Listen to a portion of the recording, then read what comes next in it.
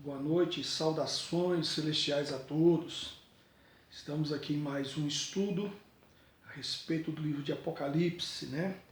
Nós falamos no último vídeo a respeito de Apocalipse capítulo 12. Nós estamos falando de sinais, nós falamos dos primeiros sinais que esses dias nos despertou, né? Através de toda essa situação que está acontecendo no mundo. Todas as formas em que estão se manifestando os poderes, os governos. E isso nos despertou e muitos começaram a falar, é o fim, é sinal da volta do Senhor. Todas essas coisas são sinais da volta do Senhor. Mas em meio a esses sinais, nós falamos sobre os sinais que onde vir essas catástrofes, fomes, pestes, pragas, mortandade. Muitas coisas vão acontecer. Algumas coisas aconteciam em pequena escala, agora nós já estamos percebendo algo acontecendo a nível mais abrangente, mais mundial. E muitas dessas coisas irão acontecer assim. E quando a gente fala da volta de Jesus, muitas pessoas querem saber quando, mas a Bíblia diz que isso está reservado a Deus somente. Tá? Essa questão de quando virá, quando Jesus virá, está reservado. Isso foi algo que Deus deixou reservado a Ele. O próprio Jesus falou, olha, isso está reservado ao Pai. Né? E com relação à restauração do reino a Israel, quando Jesus ressuscitou, estava para ser assunto ao céu, os seus discípulos perguntaram, quando que vai ser restaurado o reino a Israel? O próprio Jesus falou, olha, essas coisas estão restritas ao Pai. Isso são coisas que ele deixou restrito a ele. Essa resposta que vocês estão querendo, o que eu posso dizer é que está restrito ao Pai. Esse tempo pertence a ele. Ele deixou restrito a ele e não vai comunicar isso dessa maneira. Né? Então, nós percebemos que algumas coisas estão envoltas em mistério. Né? E muitos sinais servem para nos despertar. Então, com relação à volta de Jesus, o que é prático? Já teve irmãos que marcaram a volta do Senhor. Teve religiões aí que marcaram a volta do Senhor. Teve denominações que marcaram a volta do Senhor. E frustraram-se.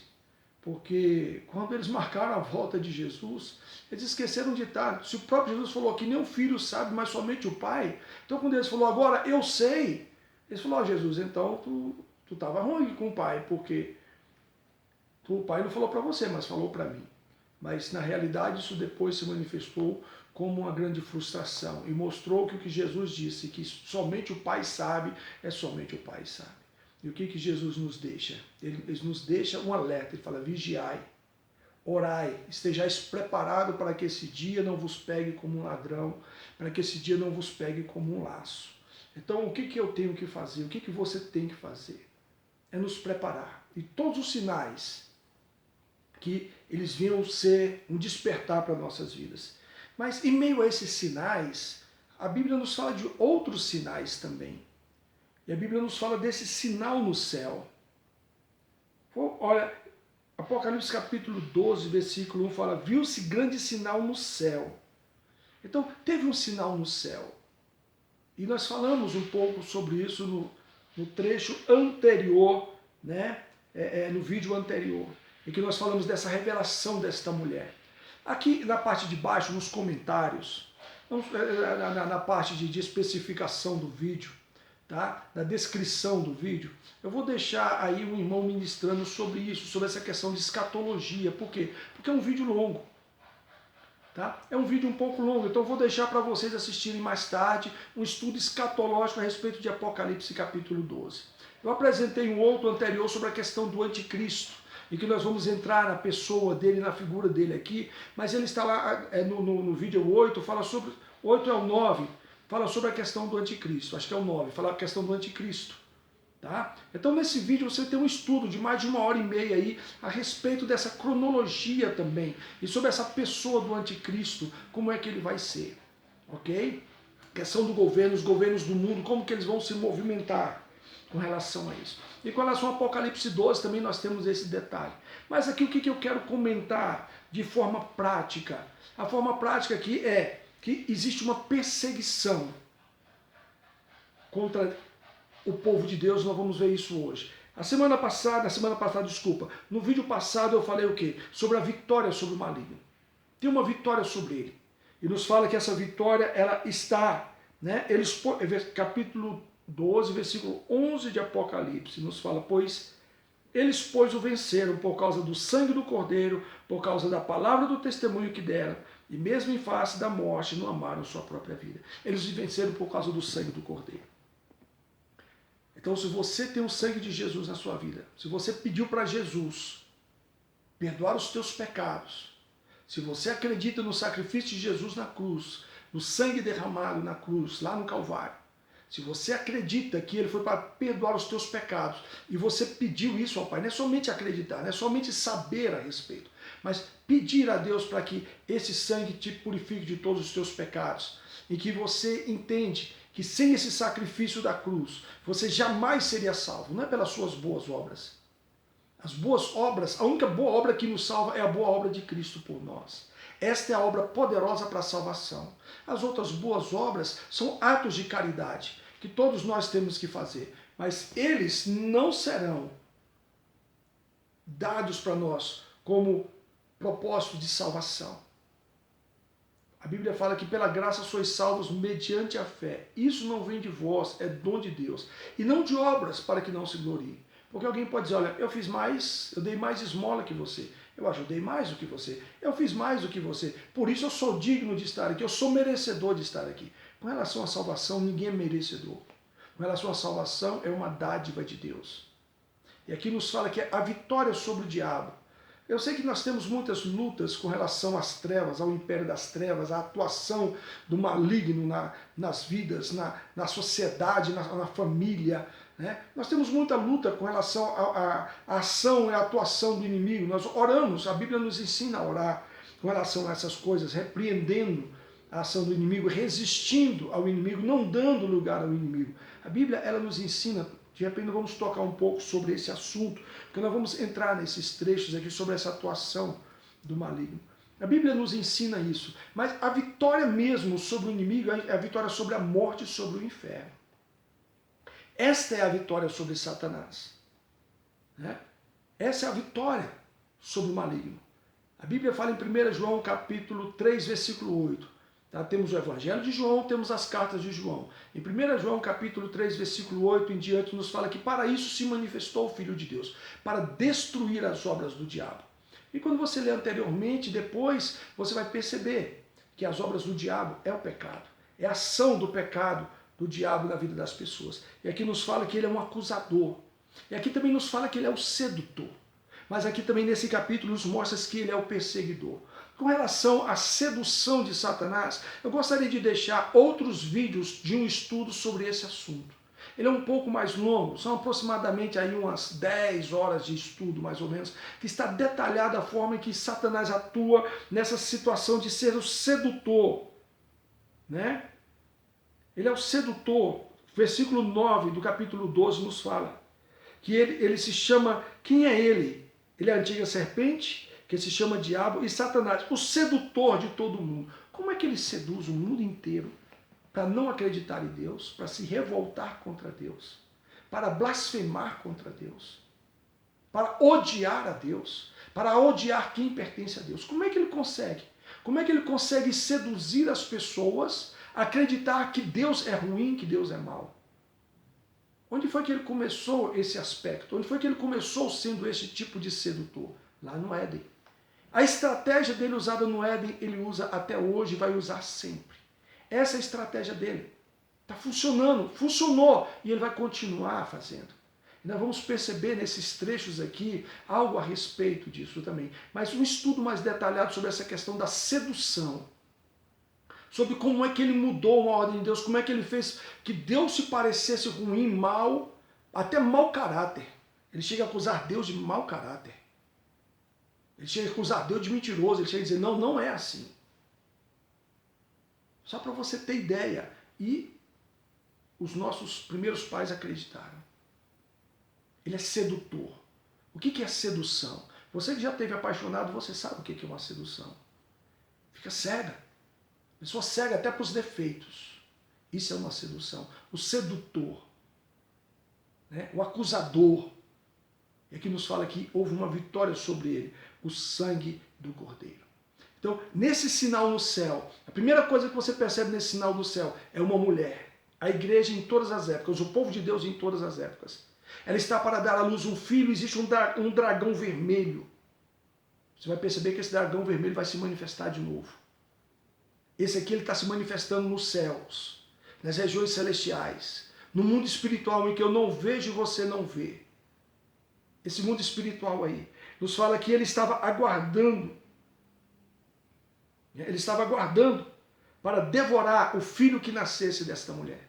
Mas nós percebemos que houve uma proteção de Deus para esta mulher e para o seu filho. Uma proteção de Deus. Esse dragão ele estava ali para destruir esse filho. Como ele não destruiu o filho, e ele também não conseguiu destruir a mulher, ele começou a perseguir quem? A igreja. Os que creem em Jesus. Olha só o versículo 13 do capítulo 12 de Apocalipse, versículo 13 em diante.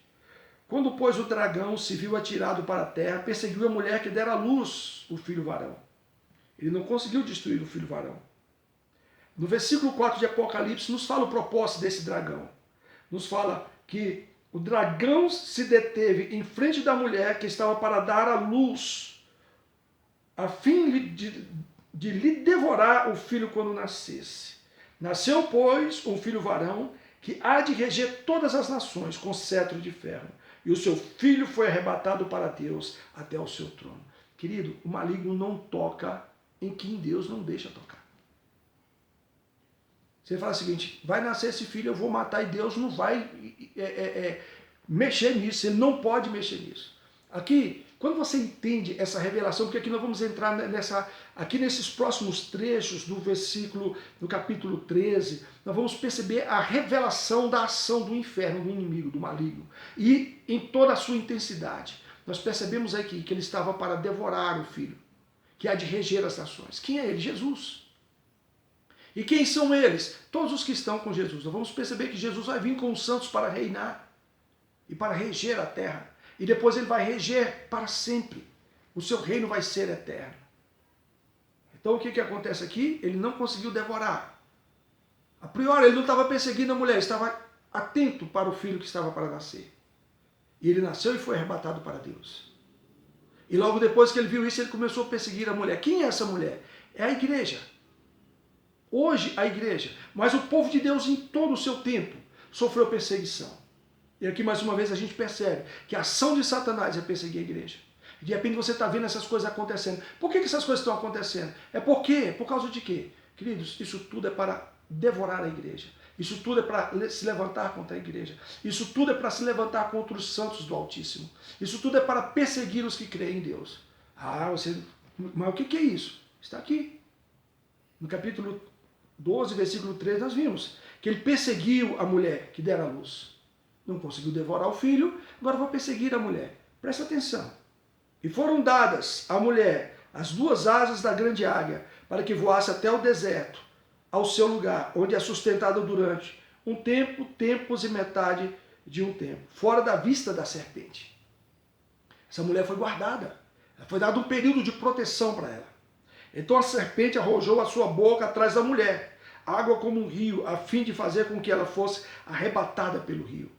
A terra, porém, socorreu a mulher, e a terra abriu a boca e engoliu o rio que o dragão tinha arrojado de sua boca. O que é isso? Eu não vou entrar nesses detalhes, queridos. Porque nisso aqui, de repente você vai dizer, você falou que é isso, mas outro pastor falou que é isso. Outro irmão também que é estudado falou que é isso. Querido, esses detalhes aqui, eles vão entrar como conhecimento. O fato aqui é que tem proteção de Deus.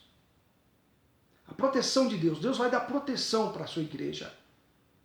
Deus tem proteção para os seus. Esse período aqui foi dado como proteção para a igreja. Uma coisa que eu quero que você perceba é que esse dragão, e que depois você vai ver a manifestação dele na terra. Essa primeira manifestação é no céu. É uma ação celestial. Algo que aconteceu nas regiões celestiais.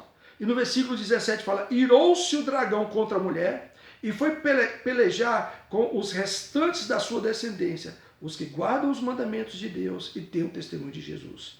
E se pôs em pé sobre a areia do mar. Qual é a função dele? O que ele está fazendo? O que esse dragão está fazendo a vida inteira? O que essa serpente está fazendo a vida inteira? O que esse Satanás, esse sedutor está fazendo a vida inteira? Ele está perseguindo. A mulher Deus colocou em proteção, mas ele irou-se contra a mulher. Ele está virado contra o filho varão e queria devorar. Ele irou-se contra a mulher e queria destruir ela. Deus colocou em proteção. Mas agora, o que ele faz? Ele vai perseguir, ele foi pelejar com os restantes da sua descendência, os que guardam os mandamentos de Deus e têm os testemunhos de Jesus. Quem é que guarda os mandamentos de Deus e tem o testemunho de Jesus? De quem nós estamos falando? Nós estamos falando do povo de Israel e da igreja. Existe uma perseguição de Satanás. Existe uma perseguição dessa serpente, a antiga serpente, o diabo, Satanás. Sabe, Jesus, Deus aqui nessa revelação que Jesus está dando aqui, que Deus está dando para João, aqui ele deixa bem claro quem era que estava ali no Éden, fazendo toda aquela tentação, usando aquela serpente. Quem era que estava lá? Ele nos fala, a serpente é mais astuta. Mas quem era aquela serpente? Quem estava possuindo aquela serpente que Deus criou? Quem foi que fez aquilo? Ele está falando que aqui era, que se chama o quê? A antiga serpente. Aqui está claro quem estava ali no Éden. E com tudo aquilo que ele estava fazendo.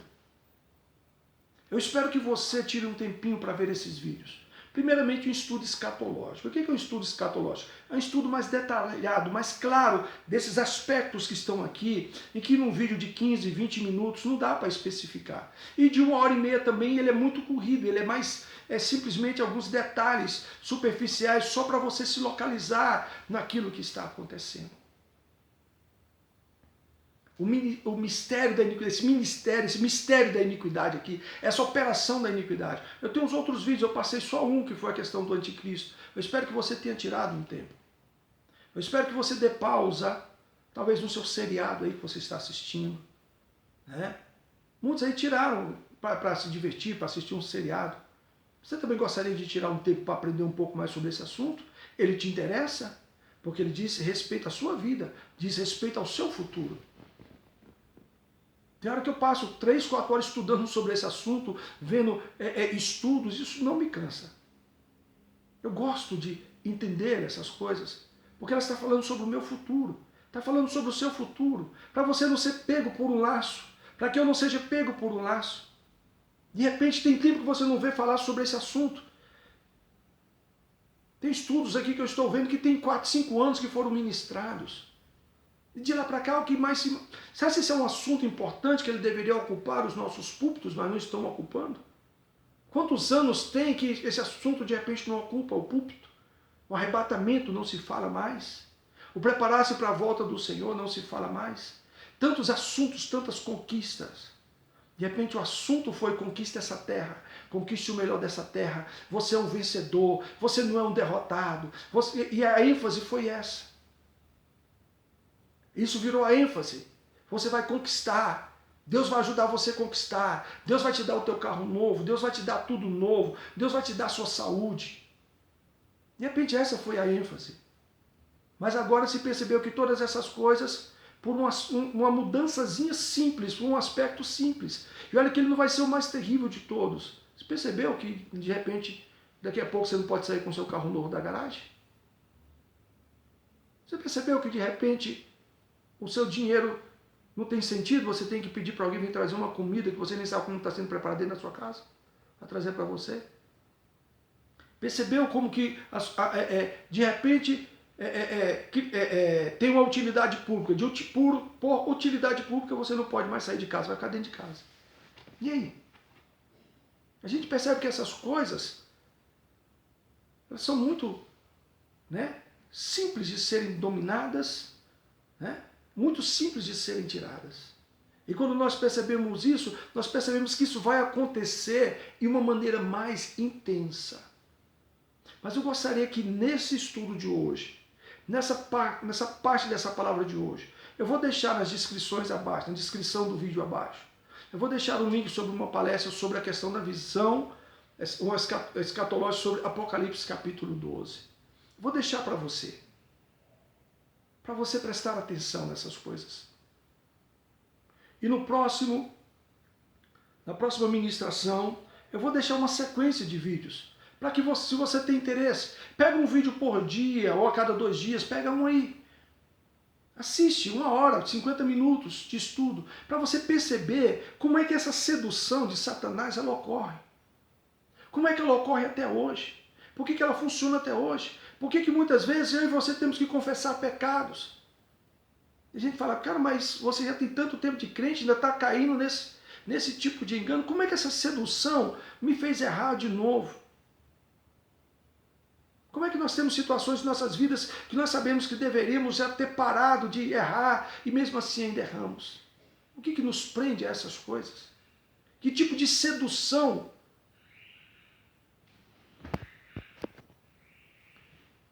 É uma sedução que o inimigo tem a tática de enganar, ele engana as nações. Ele é o sedutor de todo mundo. A ação dele é terrível. Mas nós temos a ação de Deus, nós percebemos como Deus faz. E como Deus fala, e conhecereis a verdade vos libertará. Esse versículo foi trago à tona novamente à nação brasileira através, do presidente. Começou a mencionar, e conhecereis a verdade vos libertará. Ele sabe o tanto de mentira que tem em meio aos governos das nações. Ele está lá naquela cúpula. Ele já está ali há anos. Então, queridos, uma coisa eu gostaria que você soubesse, e que de repente você tem que se preparar, e que de repente eu preciso me preparar em fé para isso, é que existe uma perseguição. Nós somos um país que nós não temos perseguição a cristãos. Já tivemos. Eu já fui pregar em interior. Há mais de 30 anos atrás, eu fui pregar no interior do Piauí. Fui vender purificador de água, e com isso nós levamos o filme Jesus e começamos a pregar. A gente via como é que acontecia.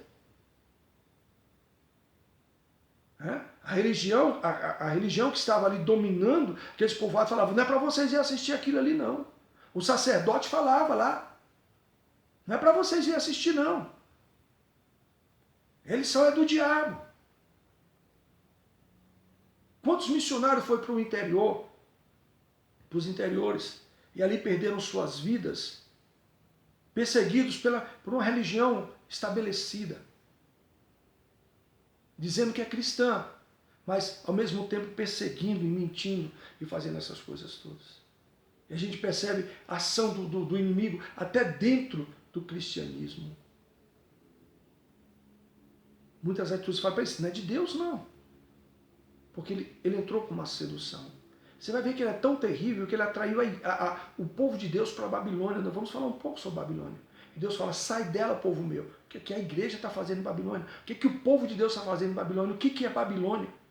O que fez você ser atraído por Babilônia e não pela Jerusalém Celestial? Sedução. Se você não cai na sedução, ele persegue. O Brasil ainda não tem perseguição, mas é bom nós começarmos a nos preparar. É bom você começar a se preparar. É bom você começar a falar, Deus, eu preciso crescer na fé. A minha fé precisa ser mais madura, porque a perseguição está vindo. A perseguição contra a igreja está vindo. Tudo isso que está acontecendo. Você pode ver que a igreja foi afetada. E vai ser afetada mais intensamente. O cristão vai ser perseguido. Você vai perceber. Quando o cristão se levantar e sair, eu não aceito, porque a Bíblia está dizendo a respeito disso, eu não aceito, não vão chamar a gente quadrado, de careta, de pessoas que não querem o bem da humanidade. Vão dizer que nós não queremos o bem da humanidade, e assim a perseguição vai vir através de mentiras. A perseguição contra o cristão, queridos, não é por outra coisa não. Jesus fala, quando ele fala sobre a questão de vão vos perseguir, assim como perseguirem a mim, perseguirão a vós outros, ele fala, vão perseguir a vocês por causa do meu nome. A perseguição ao cristão não é por outra coisa não. Você vai ser perseguido, eu vou ser perseguido por causa do nome de Jesus. Pesquisa lá, está nos evangelhos, ele fala, vos perseguirão por causa do meu nome. Não é porque você é bom. Peraí, mas por que estão nos perseguindo? Nós pagamos nossos impostos, nós somos pessoas corretas, nós não estamos aí enchendo a terra de violência, nós somos homens respeitadores da lei, nós respeitamos as leis, nós cumprimos o nosso papel social na sociedade, nós somos pessoas boas, Por que vocês estão nos perseguindo? Vão ser perseguidos por causa do nome, não é por causa da prática de boas obras. Jesus fala, vem cá, por qual das obras, por qual das curas, por qual das coisas que vocês estão me matando? Ele fala, não é por causa das curas que tu fizeste, mas porque tu se declara filho de Deus. Olha só por que eles estavam matando Jesus. Isso nos ensina, ele fala, perseguirão a vocês assim como perseguiram a mim, perseguirão a vós outros. Essa perseguição aqui, tem muitos países aí que cristão é perseguido e morto. Eu já falei, acessa o site da Missão Portas Abertas e vejam lá crianças se convertendo a Jesus e sendo perseguidas e mortas. Crianças sendo fiéis na fé. E eu e você? Como que está a nossa fé? Eu estou falando para você aqui, você fala, ei pastor, como é que está a sua fé? Sabe como é que eu vou saber quando é que vai estar a minha fé? Sabe quando você vai saber que vai estar a sua fé? É no dia que ela for provada. Sabe quando é que eu vou saber? A filha vai falar, não, eu tô beleza, minha fé está boa. Deixa a prova vir, a prova que vai dizer como é que está a minha fé. É a prova que vai dizer como está a sua fé. Mas eu preciso crescer na fé. E você precisa saber o seguinte, esse dia vai chegar, Senhor, me prepara para ele. Porque até a fé que eu tenho vem de ti. Até a fé que temos vem de Deus, queridos. Porque ela vem através da palavra, a fé vem pela palavra. Vamos crescer na fé. Essa perseguição está vindo. O Brasil não teve pouca perseguição. Muito pouca perseguição. Teve um santo aí que tem até um livro sobre isso. Teve um padre que matou um santo. Tem um livro sobre isso. Né? Quantas perseguições que aconteceram. Mas já não tem mais. Mas por que não tem? Ué, como é que vai se perseguir alguém que não é contra? Então a igreja hoje, ela está fazendo de tudo para não ser perseguida. Quer um político lá dentro, para que nada venha atrapalhar, e assim por diante. Mas essa perseguição está chegando. Né? Essa perseguição está chegando. E vamos nos preparar na fé. Em nome de Jesus. Tire um tempo para crescer na fé, para entender um pouco mais sobre esse assunto. Eu tenho me preocupado com você, por isso eu tenho gravado esses vídeos. A minha preocupação é com você, é com a sua fé, e com a minha fé, e com a fé da minha família também. Que Deus abençoe.